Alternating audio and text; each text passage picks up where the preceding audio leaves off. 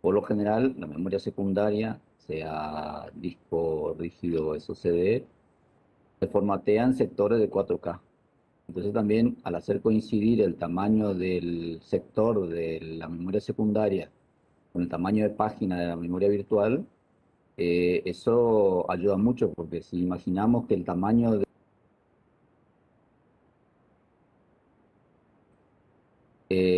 ya sea que sea más chico el tamaño de página que el sector en el disco o más grande, va a generar mucha fragmentación interna, digamos, en la memoria secundaria, ¿no? Porque si es más chico, no va a poder, y no caben dos, eh, queda espacio vacío si uso uno o si uso dos, lo mismo va quedando. O sea que, de verdad, creo que eso está pensado para justamente que de manera estándar, en general, de manera estándar, se utilizan sectores de 4K en el disco. Bueno. Eh, y el uso que el sistema operativo después le debiera dar o asignar a la memoria virtual, por lo general, administrado convenientemente, es asignar, digamos, elementos de memoria de tamaño relativamente grande, digamos. O sea, tiene poco sentido usar la memoria virtual con páginas de 4K para almacenar elementos muy chicos, digamos.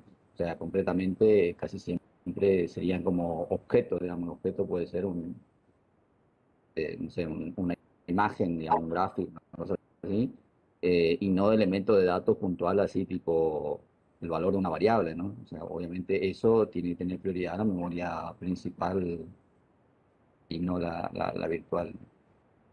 Y otra cosa que se relaciona también con lo de caché el otro día es que seguramente estadísticamente no conozco cuáles son los valores que se manejan, pero casi siempre los accesos eh, a los datos en memoria eh, tienen estadísticamente una secuencia. Entonces, por lo general, cuando se accede a un elemento, los ese elemento anterior. Entonces, por eso también se crean estas páginas y estas ventanas, como mencionaba el otro día, de la caché. Y ahí donde está el acierto por el lado de la caché y la estructura esta de paginación de la memoria virtual también. Entonces, de alguna manera, el nivel de eficiencia y eficacia tiene que ver con el acceso a elementos relativamente contiguos, ¿no? Porque si uno accede aleatoriamente de una manera muy dispersa, ahí es donde va a caer sustancialmente la, la eficiencia o los tiempos, digamos, de ejecución. Como vos decías ahí, bueno, para localizar un elemento te cuesta eh, muchos nanosegundos, pero seguramente si uno accede en secuencia, los siguientes pueden disminuir los tiempos, digamos. O sea, pueden mejorar por lo menos.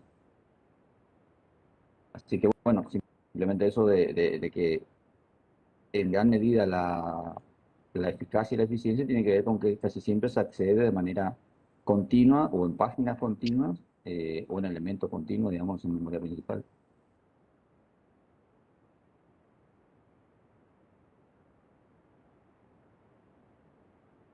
El tema de fragmentar los discos, por ejemplo, ayudan al rendimiento porque uno pone con más, o sea, hace que los bloques de memoria estén más contiguos, ¿no? Claro, que haya No pocos sé si, espacios no utilizados internos, digamos, sí. Para que justamente la lectura contigua sea continua, para que el siguiente elemento esté próximo al anterior, digamos. claro, eso a nivel del sistema de almacenamiento. Y, y por ahí también algo que cuando vos estabas mencionando lo de esta complejidad bueno, de este esquema justamente ahí que estamos viendo. Eh,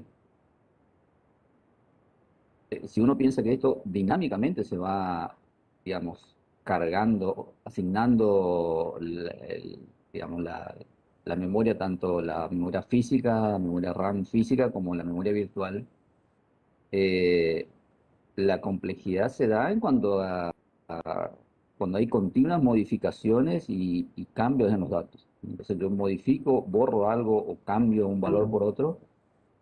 La siguiente búsqueda hay que ver si se corresponde por el valor, por la clave o lo que fuera. Y ahí en donde si eso se modifica mucho, digamos, en el transcurso de poco tiempo, es donde después se vuelve casi más inmanejable y por eso muchas veces necesitamos reiniciar el equipo para que después vuelva a cargar todo y cargue de manera ordenada otra vez, porque con las modificaciones podemos imaginar digamos, la complejidad que se arma cuando no se encuentra un elemento del registro, que salieron de los visuales, bueno, necesitamos reiniciar para poder reconstruir todo de nuevo esas tablas y esos directorios.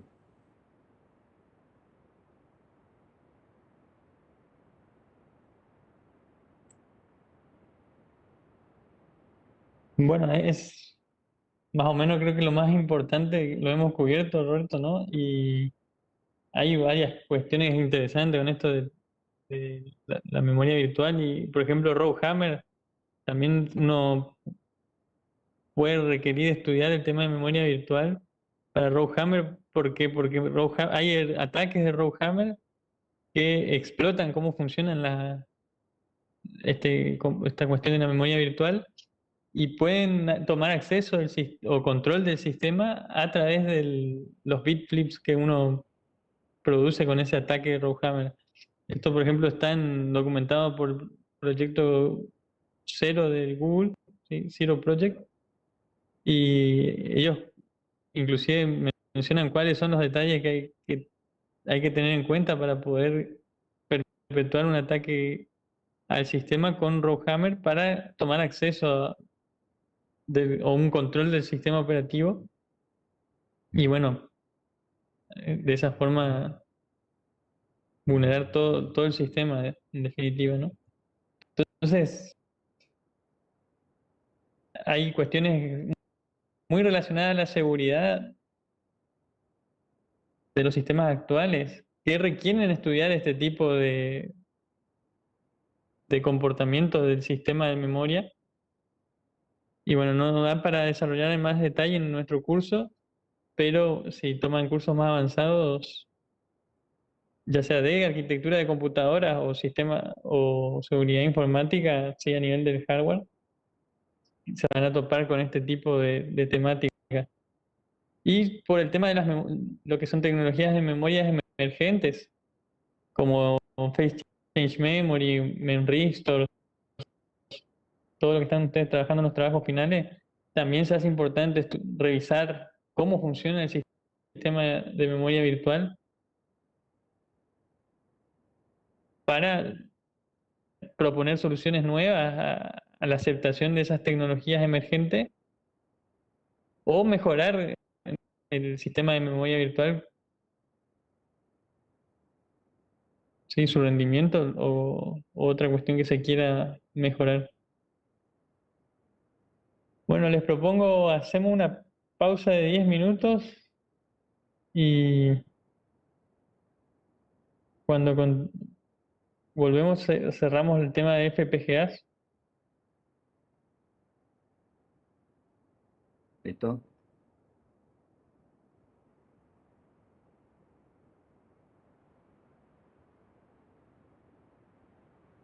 Pongo ahí en el chat.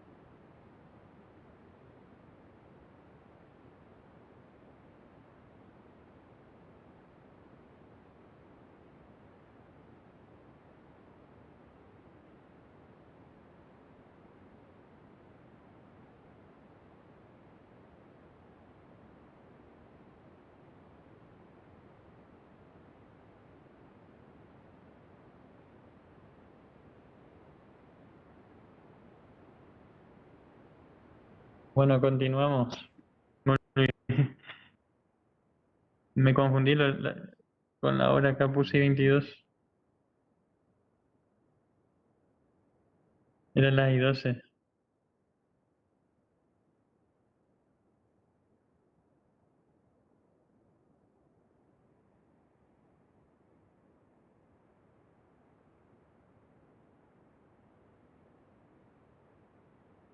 Si me dan el ok los presentes, seguimos un poco con este tema de FPGA. Yo estoy acá. Bueno,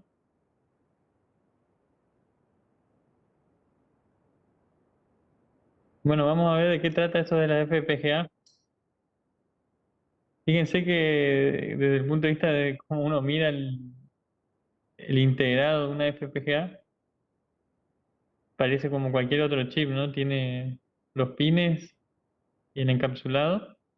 Estas son dos FPGA, una de X o Xilinx, no sé cómo sería la pronunciación, Xilinx, y la otra es Altera. Hay otros fabricantes de FPGA, quizás los más conocidos sean estas empresas que están en esta filmina, pero en definitiva una FPGA lo que tiene internamente, ahora vamos a ver con detalle, no es un procesador o un microcontrolador o una arquitectura definida, sino que tiene una interconexión entre bloques de lógica de forma tal de poder hacer que sea flexible ese arreglo de bloques de lógica, de tal forma que uno lo pueda programar para que el hardware se comporte como uno quiere. ¿Sí? Uno describe hardware, vamos a ver cómo se hace esa descripción, a modo de tener una idea de cómo uno programa, pero programa el hardware para que se comporte como uno quiera. ¿Sí? Si uno quiere hacer un procesador en orden, con un pipeline, uno puede programar el hardware para que ese hardware tome esa microarquitectura o forme esa microarquitectura.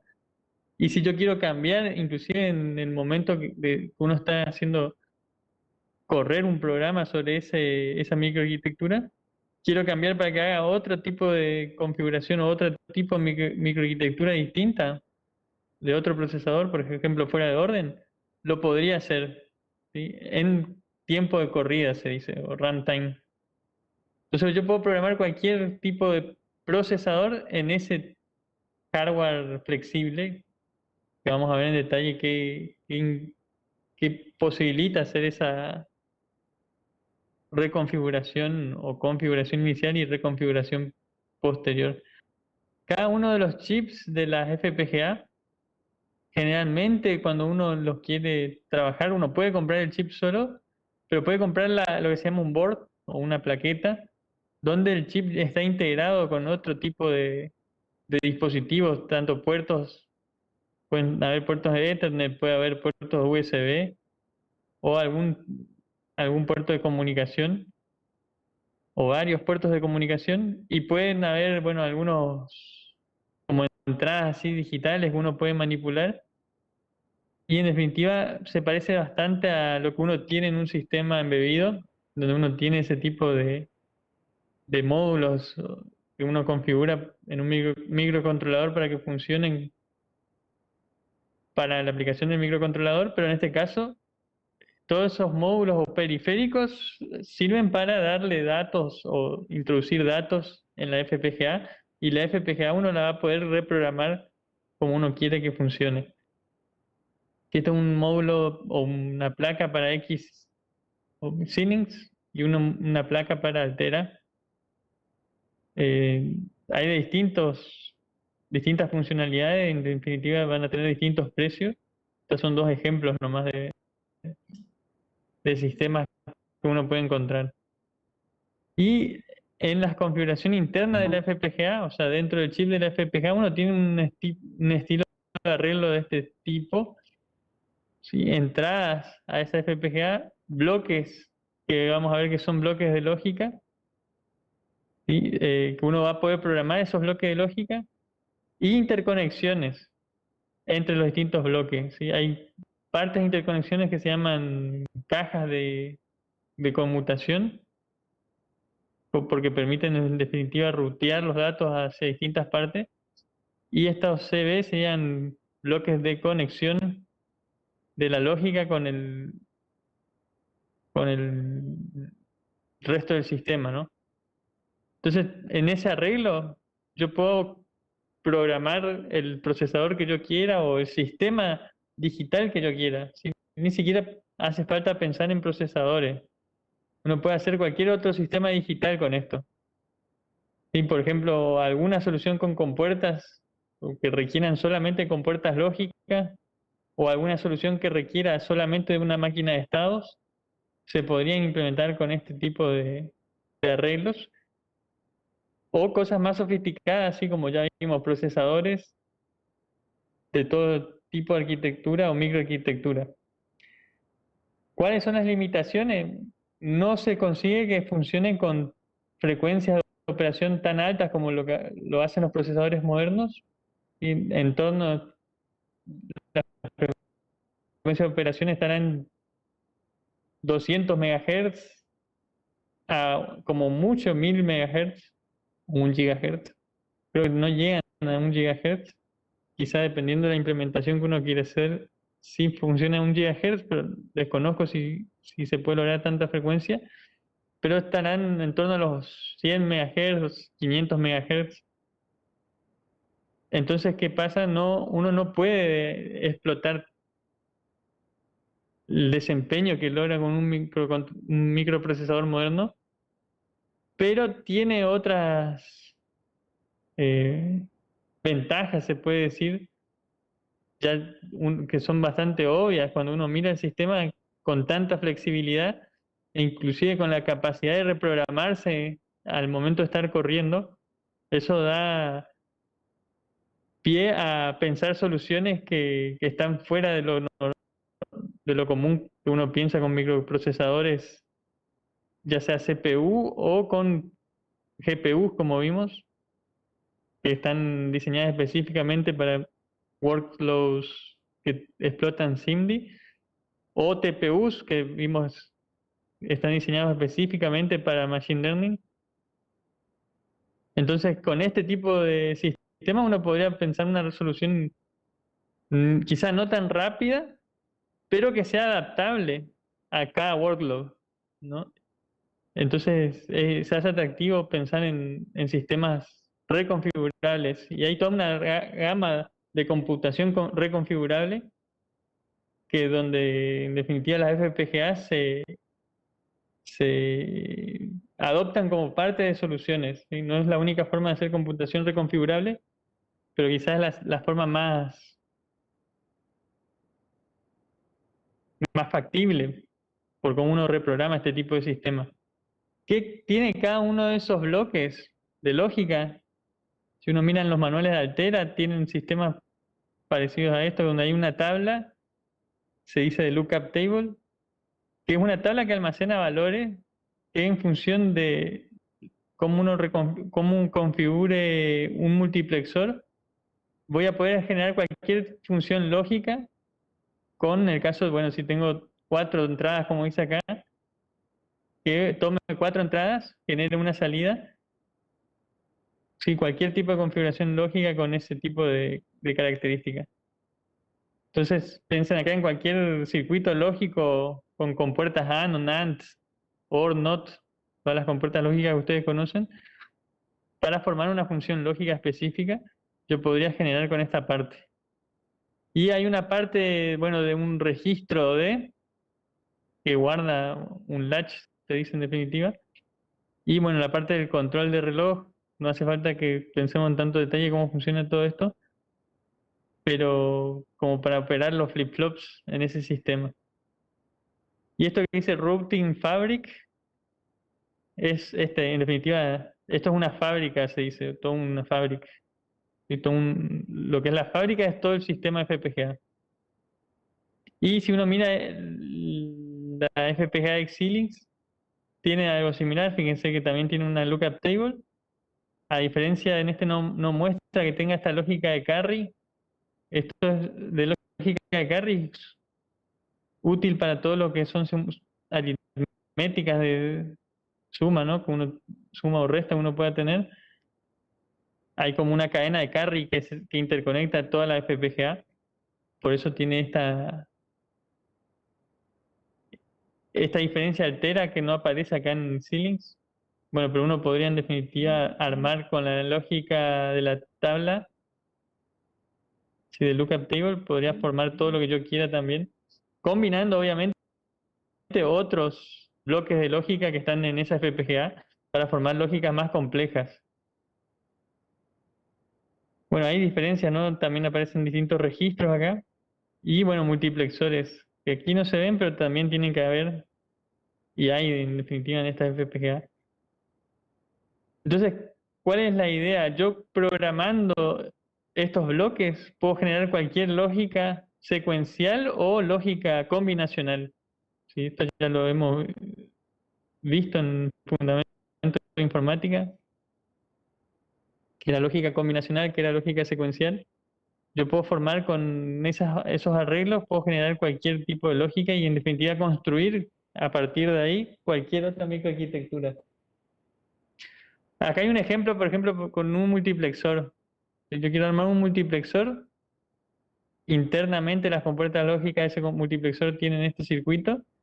Y cómo yo programo la FPGA para que se comporte de esta forma es a través de lo que se llama Hardware Description Language, que sería el lenguaje de descripción de hardware, donde uno define el hardware a través de código. Si uno escribe código para definir el comportamiento de cada uno de los bloques dentro de esa lógica, bloques de lógica, y formar en definitiva el circuito que yo quiera. ¿Sí? Y a partir de esos circuitos, inclusive yo puedo ir agregando niveles de abstracción superior e ir construyendo sistemas más complejos. Y eso es lo que permite, pues algo bueno que permite ese tipo de lenguaje de descripción de hardware. Acá está definido, creo que solamente la parte de cómo uno va a definir los puertos que va a tener cada uno de los componentes. Y después hay que definir cómo serán las señales que van a entrar a esos sistemas. Pero no hace falta que ustedes vean todos esos detalles. Después les puedo mencionar de qué libro saqué esta figura y estos recuadros. Y voy a subir el libro inclusive, si les interesa, para ir viendo el tema de FPGA.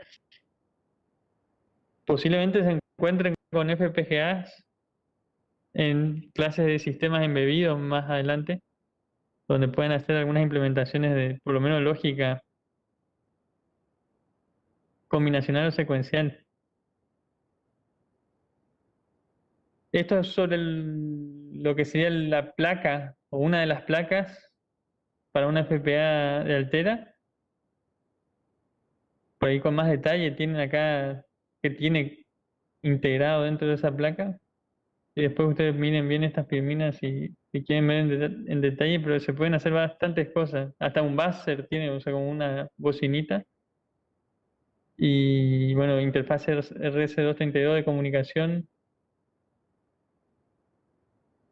pulsadores, LEDs, y como para poder interactuar con periféricos cuando uno programa lo que tenga acá en la Un proyecto interesante que es de Argentina, de la computadora industrial abierta argentina, o un grupo de esa organización, es esta FPGA que se llama EduCIA FPGA, que se comercializa, uno lo puede comprar por Mercado Libre, creo que está alrededor de 11.000 pesos hoy en día, y bueno, tiene todos los archivos sobre el funcionamiento del sistema y qué es lo que uno necesita para programarla. ¿Sí? Está pensada para educación, entonces si uno quiere empezar a aprender por su cuenta, uno podría hacerlo a través de la documentación que ellos ofrecen. Y bueno, lo que fue como objetivo de ese proyecto fue que sea o que se pueda utilizar código abierto, entonces creo que todas las herramientas que yo hacen referencia son de código abierto. Y bueno, como para hacer algunas implementaciones, ya uno puede arrancar con un sistema de este tipo. Y es bastante por ahí limitado con respecto a otras FPGA, pero ya se puede hacer bastante. Fíjense un detalle, el diagrama de bloques tiene una interfaz con Arduino, botones, LEDs, y no es que sea tan completa como las otras FPGA comerciales, pero para empezar a hacer algunas cosas está interesante.